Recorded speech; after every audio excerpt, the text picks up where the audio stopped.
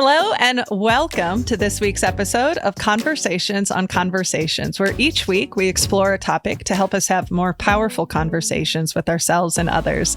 I'm your host, Sarah Noll Wilson, and joining me today is an old friend, but it's been a while since we've connected, Allison Peet. And we're going to be talking about this very important practice of mindfulness based stress reduction, which, honestly, as we're going into the end of the new year, or the end of the year, not the end of the year, we have all the stresses of work wrapping up, holiday season for many of us, and just how can we think differently about it. So let me tell you a little bit about Allison, and then we'll hop into our conversation. Allison Peet is a certified mindfulness-based stress reduction instructor trained at the UMass Center of Mindfulness, which was founded by Jon Kabat-Zinn, PhD, and the Mindfulness Center at Brown University. She is trained through Mindful Schools and is a certified Buteyko Breathing Method instructor and registered yoga instructor. She's taught since 2015, and hundreds have graduated from her MBSR program. Based on the pre and post self-evaluations, and I was one of her participants, and we'll get into that, 87% of MBSR grads lowered their perceived stress and reduced stress levels on average of 35%. All of her individual students reduced their stress by an average of half after 8 sessions. Allison completes multiple week-long silent meditation retreats and has a regular practice. The cultivation of mindfulness transformed her relationship with stress and anxiety, which motivated her to start her own business in 2015, From Within Wellness to benefit others. Welcome to the show, Allison. Thank you so much, Sarah. Thanks so much for having me. I'm so excited to have you on the show because sorry. Let me ask you the question I always ask everyone, and then we'll get into our history. What else should we know about you? What else should we know about you? Wow. I grew up in Iowa, born and raised. I have a loving husband. We are going to be celebrating our 20th wedding anniversary in June. Yeah, congrats. So, yes. And I think we both grew up in the same town. So that's pretty cool. Did we? Dubuque? Yes. I grew up in Dubuque. Right. Yes. I forgot that was a connection of ours. I think I remember that too. So went to UNI. I have 2 kids. Right. Big transition year. I have a freshman in high school now and a 7th grader. She's starting junior high. So how are they that old? I know. One is taller than me and one is gaining. So busy life, but also just wonderful. Everything's going so well. And so thank you. I love that. I don't remember how we got connected, but I know that you and I started to meet in probably 2014. You were just starting your practice, and somehow we got connected because at that time I was coming off of my panic disorder. I had found mindfulness based stress reduction to just help me manage that. And I just remember there was a restaurant in the Skywalk we met at a lot. Yes. Yeah. And I feel like we had pizza, and I don't remember what it was called, but I felt like that was our spot that we would get together and just tell stories of, our anxiety and how mindfulness has been helping. And that's how we've bonded. And it's so awesome to see how much you've grown in this time and how we've just kind of grown together in our journeys. Absolutely.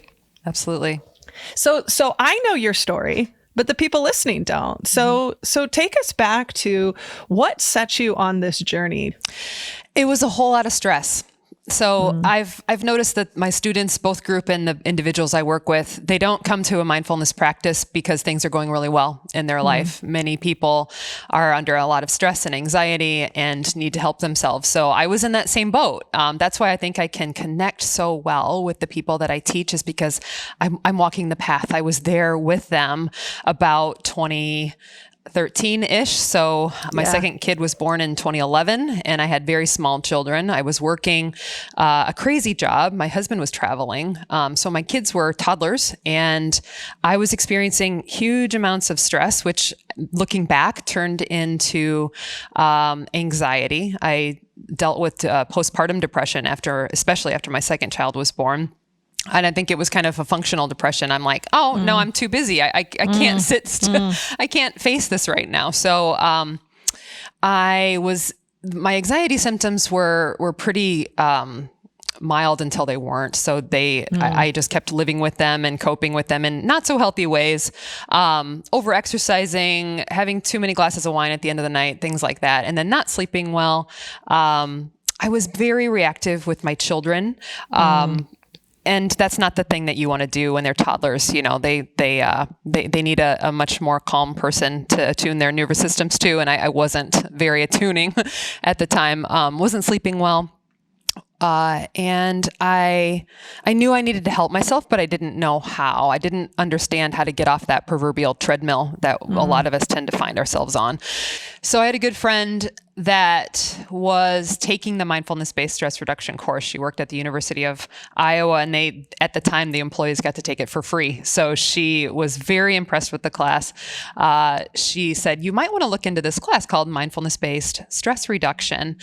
And my stress was over the top, and all I saw was stress reduction. So I said, I need that. I felt so gravitated towards it that I looked for a teacher here in Des Moines. I couldn't find one. So I ended up taking it online. And it was pre-recorded classes. This was pre-COVID. Oh yeah, this is like pre-COVID. all of it. Yes. So they weren't live. Nothing was available online at the time. It was pre-recorded videos that I just would sit in front of my computer screen and watch this pre-recorded video of these people from UMass teaching. And it changed my life. It was, and I don't say that about many things really, except for my kids right. So,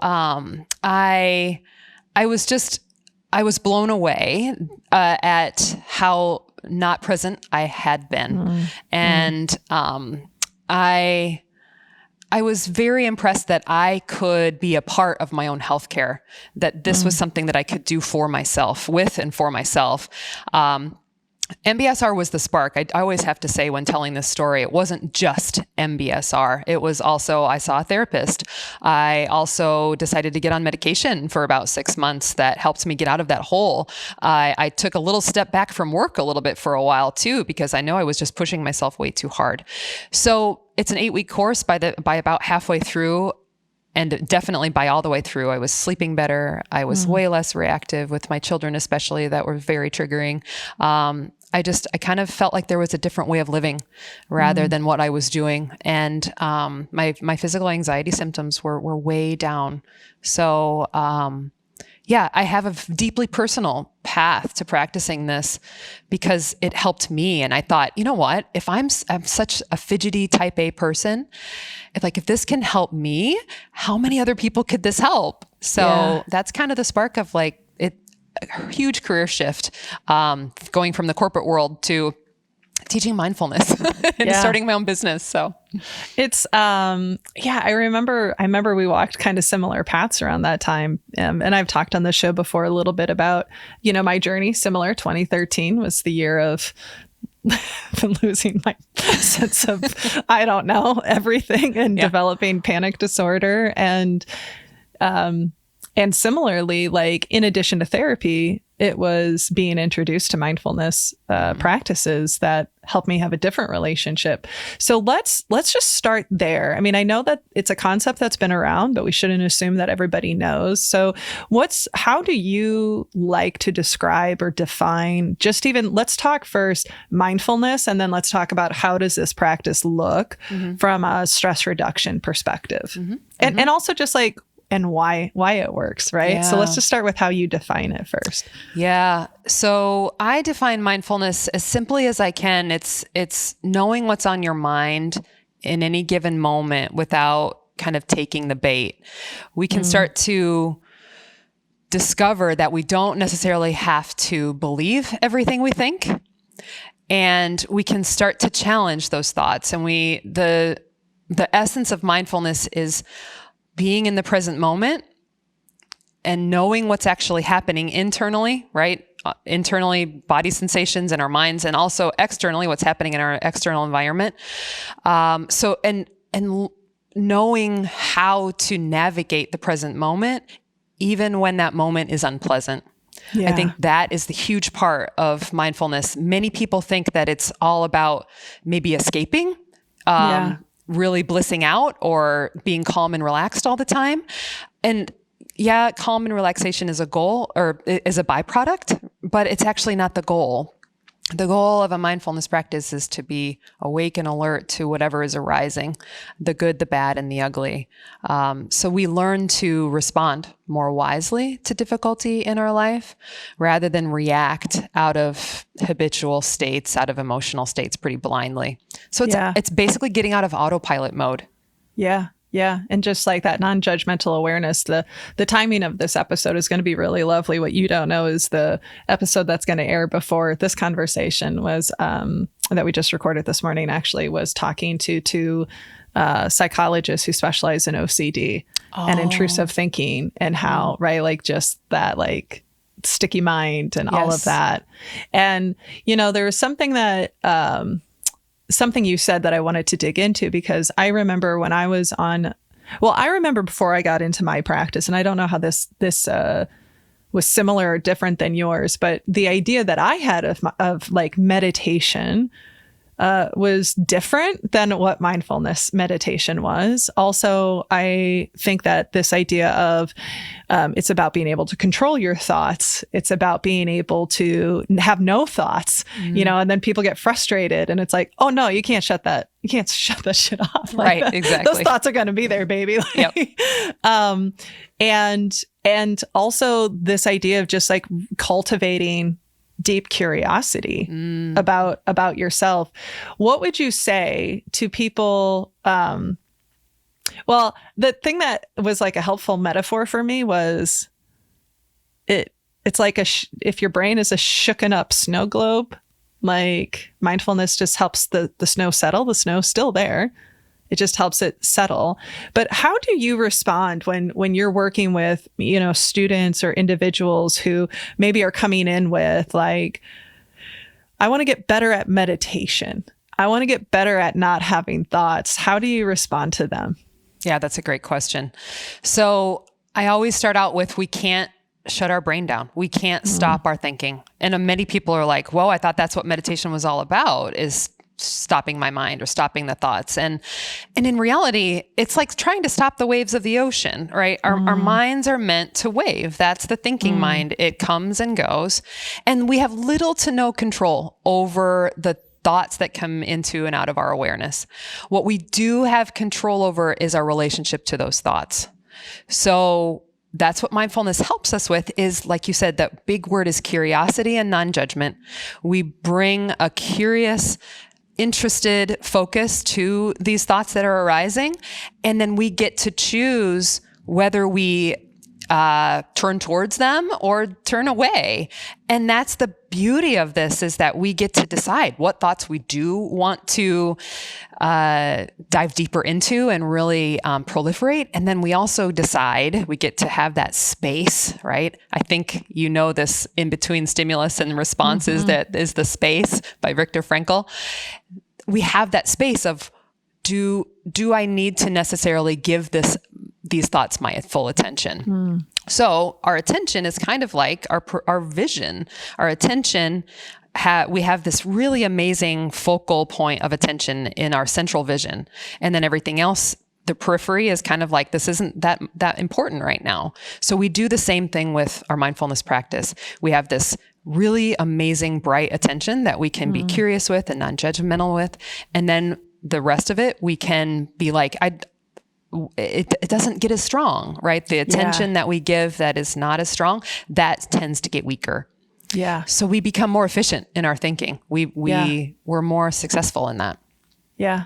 No, I love that. And one of the things I think with the mindfulness practice in particular, because obviously there are different types of meditations that are out there, is about that being able to connect with everything that you're experiencing. That was another kind of myth I held, that, you only can meditate by sitting cross-legged and humming a mantra or whatever, and not realizing, no, you can, and this was some of the work that I got to experience when I was part of your program early on, of what does it look like to walk mindfully? What does it look like to eat mindfully? What does it look like? Which really just, again, I think it's it's like so profound when you realize how little you spend in the present. And you're like, one of the things I remember from your silent, because now it's coming back, the silent retreat that you did. So for folks who are listening, at the end of the 8 weeks, was it a whole day or a half day? I don't remember. I think maybe it's about 6 hours. So we call it 6 a full hours. Day. Yeah. Totally silent. I was like, I'm not going to be able to do this. But one of the things you taught us that I still have moments, I'll catch myself and I'll have a little Allison in my brain when we were eating mindfully, is you said, notice how you're bringing the fork to your mouth before you've even like chewed and swallowed. You know, it's like you take a bite, you're chewing, you've already got that fork to your mouth. And what does it look like to just sit with and savor? And sometimes I'll catch myself like, damn it, there I go again. But so talk to us. I mean, because that's the other thing I'm curious about is there's the practice of mindfulness based stress reduction, right? There's the practice of mindfulness, and then there's the living mindfully. Mm-hmm. Mm-hmm. And so I'm curious to just hear your thoughts on that. It's also really fun to see where you're thinking. Like, I have to pause everyone because, you know, like I feel like we grew up together, and I'm really enjoying like the depth of like just how you're thinking of. I'm really appreciating like watching your journey with this. And so how do you know, what does it look like to live mindfully? I love this. I love this question because I talk a lot to my groups and individuals about this because I think there's 2 different ways that we can develop a mindfulness practice, which I think a mindfulness practice is the same as living our lives as fully and completely as we possibly can. So when I say meditation, that's not like this some separate thing where we're separating ourselves from our lives. Mindfulness meditation is getting into our lives as deeply and richly and authentically as we possibly can. So meditation and life, I think, are the same thing. I don't think there's any difference at all. So it's just different ways that you can cultivate it. So the formal practice of mindfulness is meditation. So you sit down, you can listen to a recording, you can just follow your breath, but it's really slowing the video down almost of your life of like just the breath or just this step or just this bite of food. It's really slowing things down and then noticing what happens to your mind. The mind goes, this is really boring. What the hell are we doing here? Why don't we keep going? You know, all the things that our mind tells us when we slow down. So mindfulness meditation is one way. And I think that's probably a good chunk of the neuroscience is where people are studying the brain on meditation, mindfulness meditation. There's another way that many people find a lot more enjoyable is the informal practice, which is living mindfully, like you said. So there's meditation, but then there's also this way that we can develop this anytime, anywhere. I was just on a flight 2 weeks ago. You can meditate on the plane. You can meditate. That's my favorite place to practice meditation, especially walking meditation, is at airports when many people lose their minds very quickly with travel. It's like, can I feel my feet on the ground? Can I feel this breath? Can I just observe everyone? It's kind of an interesting thing. So mindfully driving is another one because many of us, how often have you missed an exit off the highway when you've just been totally lost in your thinking? So it's in conversation. It's treating a conversation as if it's like the only thing in the world and really honing in your attention. So that's what I think is different with a mindfulness practice, because it's just how am I focusing or not focusing? How am I being really curious with what's actually happening? And then also being really skillful with that, because what you said, it kind of reminded me of something where it's like, we can be very attentive to what's actually happening, even when it's unpleasant. But also we can notice this is too much for me. This is too overwhelming for me right now. So I have the ability to turn away as well. So maybe the mindfulness practice isn't the most skillful. It isn't the most the most kind thing I can do for myself right now. And that's the beauty of this, is what we build this courage. We build this ability to be with ourselves. And even when it's uncomfortable, And I think that's because life isn't always, right, unicorns and rainbows. That's what people think meditation is. Sometimes it's like being all blissed out. But there's ways that we can build our compassion and build the kindness towards ourselves too. Yeah, it's that was such a shift for me on so many levels that honestly, like, I've gotten away from. And, this is good timing to get reconnected with that of, it can be uncomfortable and you can still be present with it. You can still be curious with it. Exactly. You can still like discover something or not. And it's all about that conscious choice. I know over the last decade and more, there's been a ton of research. So there's a lot of research that's come out because, obviously mindfulness and meditation has been globally around for centuries. Yes. And but it's just been in the last 10, 15 years that we've been able to go, why does it have the results it does? Mm-hmm. What is changing in the brain? And I'm curious, like if you'd be willing to share what you know now, mm-hmm. what is science saying now about what happens to the brain when you practice even a short amount of time is pretty remarkable. Yes. Yeah. So a few of the studies that I have memorized by now that are just profound is, yes, you're right. Even 10 minutes a day has been proven to help reduce stress and anxiety, increase overall health and well-being, focus, clarity, creativity. And they found that the more people practice, the more benefits they receive. So Harvard did a pretty long-term mindfulness study. I think it was 8 weeks or more of a mindfulness practice. And I think, I don't know the exact amount of time. Everybody asks me this. I'm thinking it's about 30 to 45 minutes a day of practice. So a little bit longer periods of time. They studied 8 weeks of mindfulness practitioners, and they actually hooked them up to brain scans. And after at least 8 weeks of practice in that way, they noticed structural changes in the brain. So gray and white matter actually shrank around the amygdala. I know you talk a lot about, I think you call it amygdala hijack, if I remember right. Yeah, or flooding. Flooding. Yes. Yeah. So gray and white matter shrank around that key area of stress. And they grew, gray and white matter grew in the prefrontal cortex, where there's more self-awareness, there's more compassion, there's more logical thinking. That grew. So it sounds sci-fi, but it's actually, we can prove it. We can prove that we are more efficient. We're more able to take on a lot more information. We have this larger window of tolerance where we can be with ourselves even when it's unpleasant. Another one that was just done it's almost a year ago now. It was November of last year. The Journal of American Medical Association came out with the specific mindfulness based stress reduction class. They split people in two groups. One group took MBSR. One group took Lexapro, which is an anti-anxiety medication, for 8 weeks.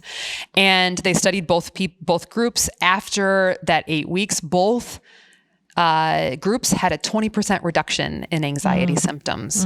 So this is just as effective as some antidepressants as well. And then less side effects too. Yeah. Right? So you also asked how often people are actually present, like how often people are actually in the present moment. I'm curious, if you could guess percentage-wise, how often do you think I feel like pre-pandemic, a study I read was like we spent about half of our day on autopilot. But I've wondered how that has actually shifted since COVID. So if you have more information, I'm up for it. I only have it pre-COVID. Yes, I know. I was like, because I know it's less.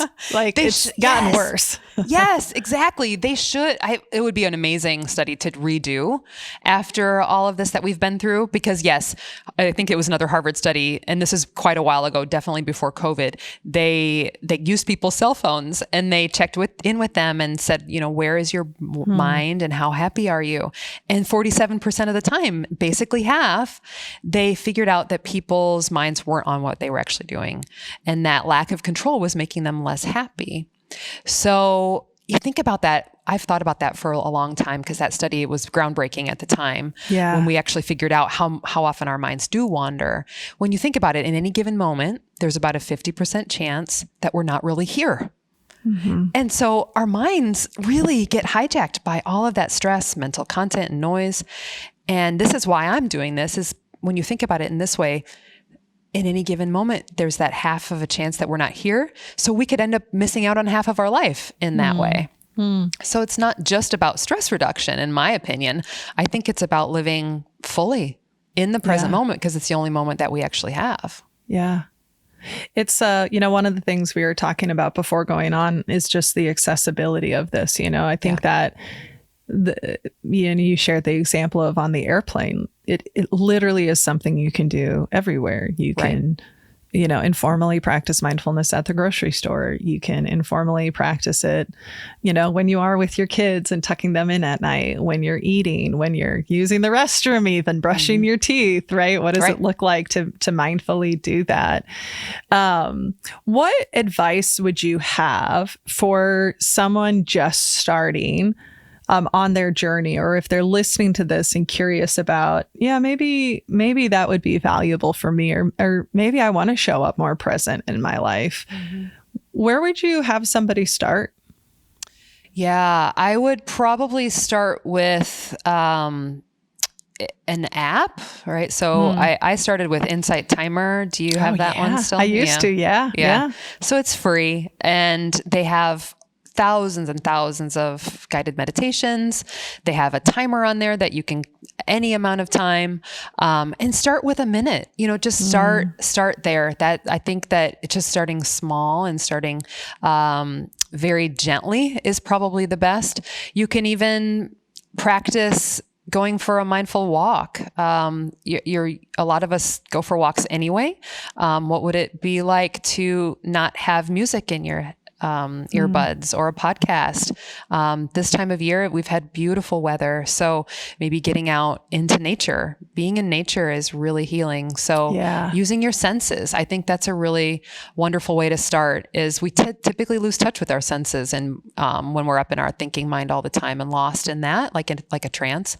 So we all have 5 senses. So it's like, what am I seeing right now? What's happening on the soundscape? What am I tasting? What am I feeling? Where's my breath? How is it here? Right. So it's very simple. That is an amazing thing of this. Like, the beauty of this practice is in its simplicity, that it's always with us. We don't need high-tech things. It's very analog.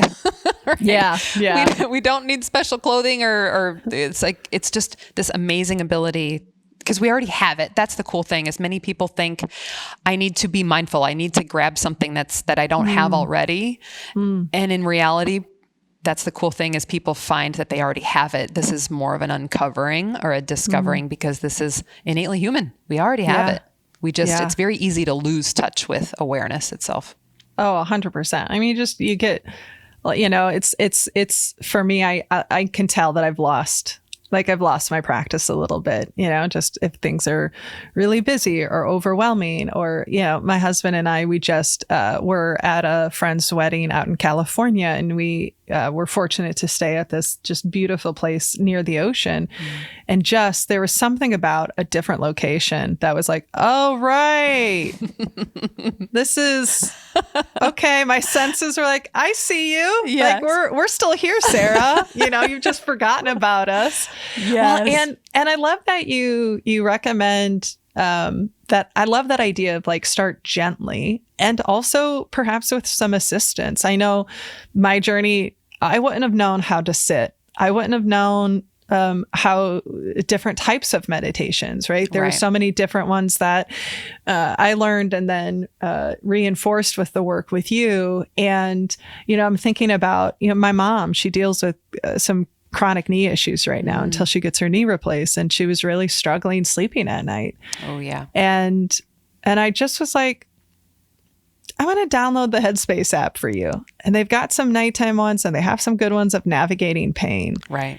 And now in that case, for her, what it did was like put her to sleep. But honestly, that's what she needed. Exactly. Was just to like take her focus off of the pain a little bit to just enough for her body to be able to recover some was really, really powerful.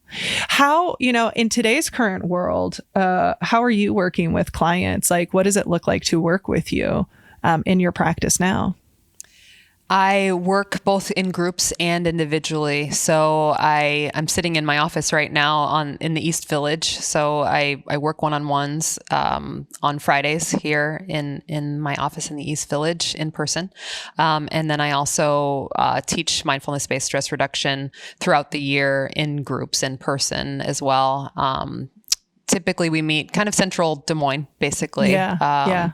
And for during COVID, I was exclusively online, and I'm kind of getting away from online now. There's just really something about being able to look someone in the eye and share space. So yeah, for now, it's kind of mostly going back into in-person classes as well. Yeah. When you look at your journey over the last almost 10 years of this work, 8 years of this work in a much more intentional way, what has surprised you the most? Oh, let's see. Probably the power of the group, the power of the sweetness, the comfort, the magic. I think that's the only word I can come up with. The magic of being together in a supportive group environment. Or one-on-one. I think that's a group too. I think two people are a group too, of just realizing that we're not alone. We're not alone in this.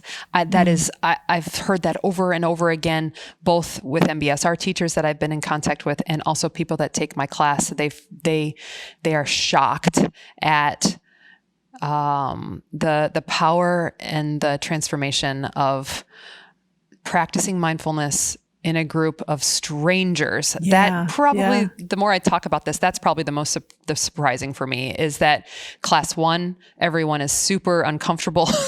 No one knows each other. They're like looking side by side, like looking out the corners of their eyes, like, what am I doing?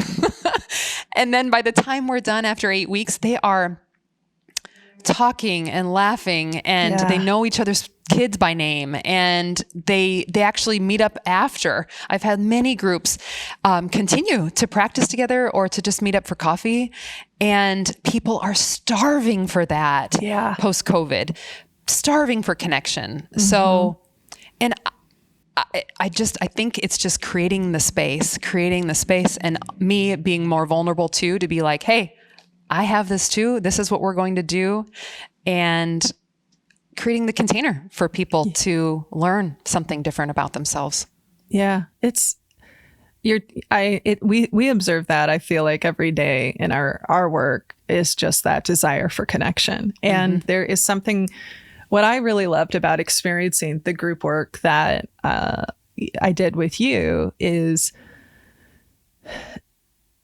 when everyone is coming to the table and they're intentionally working on being curious and non-judgmental and present, it allows some barriers to drop really, really fast. Because there's no question of someone's intentions. There's no questions. Like, everyone's kind of wrestling with it, but they're all trying to show up for themselves differently, which then just in turn allows you to show up for other people differently. So I love that you're calling out that group. I hadn't thought about it, but you're right. It is very different to do that work in a group format instead of just by yourself. But by yourself can be incredibly powerful as well. I mean, I took the class by myself looking at a screen. Yeah. so now I read a book off of Amazon with a CD. It was a CD, Allison, because it was 2014. And I think they barely had downloads. God, it hasn't been that long, but I feel like in my day, I listened to a CD and this. Yep, exactly. So, okay, by the time this episode launches, we will be, it'll probably be like early December. Okay. And so for people who are listening to it when it launches, what tips and practices would you want to share with us to help people end the year more mindfully and maybe start the new year more mindfully? Okay. So I'm kind of thinking about getting together with family. Right. So I'm going to quote Ram Dass here, and it's one of my favorite quotes. He's like, if you think you're enlightened, go and spend a week with your family. Right? So like, yeah, I think I got it. And then it's like all these old habits come back. Right. Yeah. So there's one specific, I'll tell you a technique I think that's really helpful for me, again, to create that space so we're not as reactive. It's specifically holding your breath just for a few seconds at the end of your exhale. So we have our inhale and then we have our exhale, and then it turns back into the inhale, right? Thank goodness, it just keeps going. But there's this little pause in between our breaths. It's after the exhale, before your inhale, that you just hold your breath at the bottom, like right at that trough for 3 to 5 seconds. What this does is helps to elongate the exhale, right? Even when we don't want or can't have that long, slow, relaxed, deep breath, this is when we're in these moments of acute anxiety or stress and we need to slow things down. So when we have that long, elongated exhale, including holding the breath at the end of the exhale, that's telling your body to engage your parasympathetic nervous system, which is like rest and digest. It's like the brakes on a car. And you have to count at the same time. So you're holding your breath and you're counting, so you're able to get out of the proliferation of thinking and come back into the present moment. So that's one way that I know that I've found that helps me when I'm nervous speaking in front of groups, or when I need to have a pause before I say something to my child or my husband or whatever, that it's more authentic, right? It's more purposeful. Practices, I would say, is just to try to do less. Try to do less. I know that's hard. This practice is the art of non-doing, it's called. So this is very different than doing nothing. Yeah. It's, instead of getting, checking your email and trying to get through your email list, it's like maybe you go for a walk first, or maybe you just have a cup of coffee, right? So this is another one that many people is very hard. I know it's very hard, but instead of having your coffee and then doing 50 other things while you're doing in the morning, and then your coffee's not hot anymore, what if you get up a little bit earlier and just have a cup of coffee before your day starts? So it's that mindful cup of coffee, finding your breath while you're seated, right? Seated, and just allowing yourself to find those pauses wherever you can is really, really, really helpful. Yeah. It's just as simple as like a single breath can bring you back to present. I really appreciate that practice. I found myself doing it as you were describing it. Good. And I'm sure other people are as they're listening. I was like, oh yeah, there's the trough. Wait.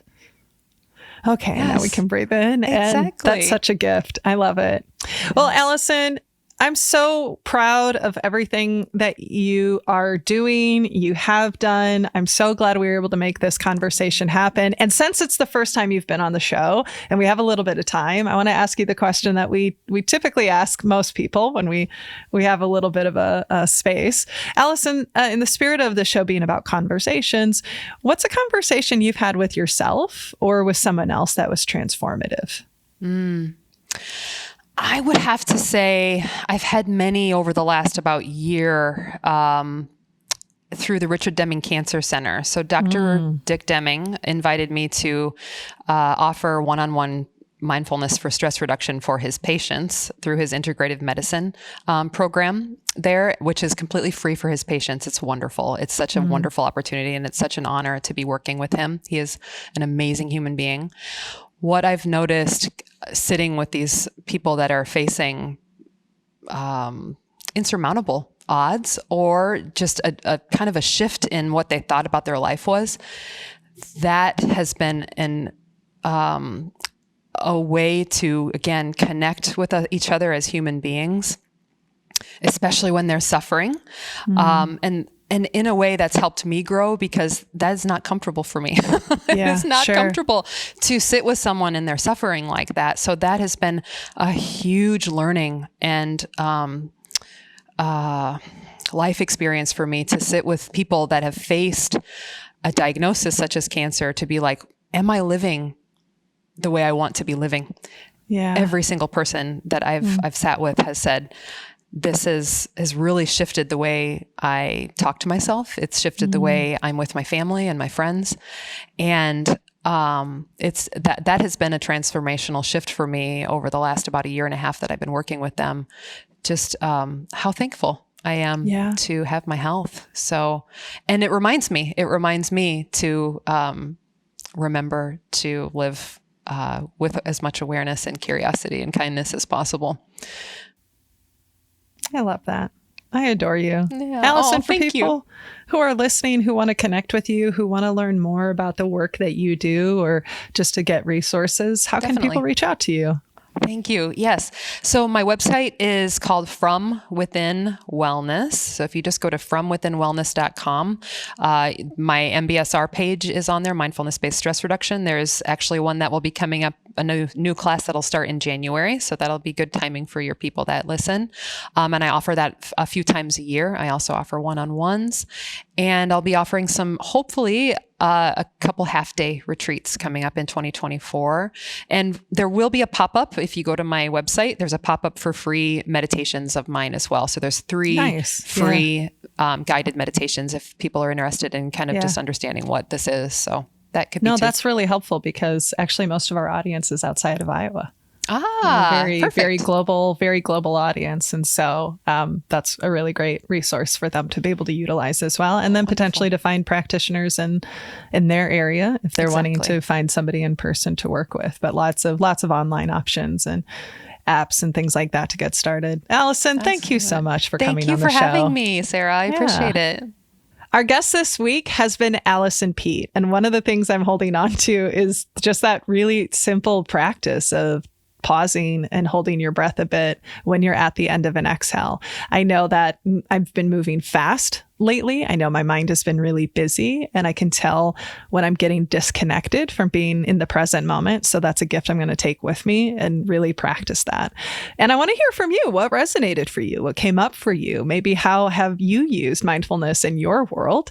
And you can do so by sending me an email at podcast@sarahnollwilson.com. You can also shoot me a message on social media, where my DMs are always open, but I'm particularly active on LinkedIn. And if you haven't already, please be sure to rate, review, and subscribe to the show on your preferred podcast platform. This helps us get exposure and continue to bring on great guests like Allison. And if you'd like to financially support the show, you can do so by becoming a patron. You can go to patreon.com/conversations on conversations, where your financial support will go directly to the team that makes the show possible, and you get access to some pretty great swag as well. Speaking of the team, a big thank you to the incredible team that makes this show possible, to Nick Wilson, our producer, to Drew Knoll, our sound editor, to Becky Reinert, our transcriptionist, Jessica Burge, our marketing consultant, and the rest of the Snowco crew. Thank you. And just a big final thank you to Allison. It was really great to connect after all of these years. This has been Conversations on Conversations. Thank you all so much for listening. And remember, when we can change the conversations we have with ourselves and others, we can change the world. So stay safe, my friends. Please be sure to rest, rehydrate, and we'll see you again next week.